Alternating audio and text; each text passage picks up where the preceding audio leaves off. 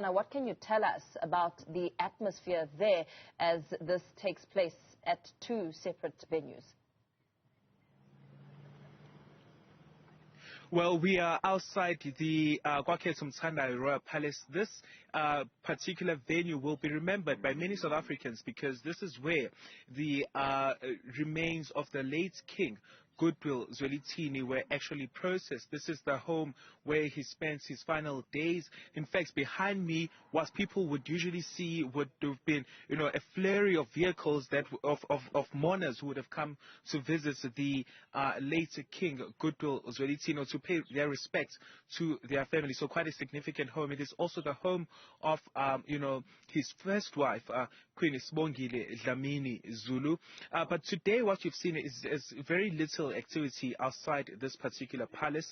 I've just seen two police vans, and cattle headers.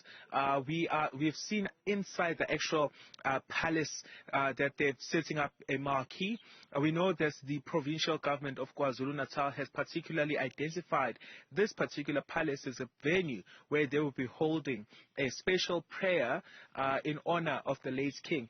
Premier of KwaZulu-Natal, Sihle Zikalala, just about yesterday, in fact, published an article in the Daily Maverick where he painted a glowing tribute to the late king, calling him a unifier of the Zulu nation, calling him someone who was instrumental in reviving important cultural activities. But I will tell you that, as my colleague Zanda was elaborating, that this too particular events that are taking place in honor of the late king are drawing particular attention because they highlight the divisions between the members of the royal family with this particular royal palace, the home of Queen Nkosikhona Duma, the king's first wife, adamant that she's entitled to about 50% of the late king's estate. Her daughter, speaking to our colleague Kolim Gambi, elaborating that, well, the family hasn't set to elect a king. We also understand that people who will be participating in this particular prayer, they'll be held tomorrow, according to the KwaZulu-Natal Premier's office, is that we should expect senior government officials from both the province and national. We also should expect royal family members, and how they'll be divided between the two venues is something that we're going to have to wait and see tomorrow.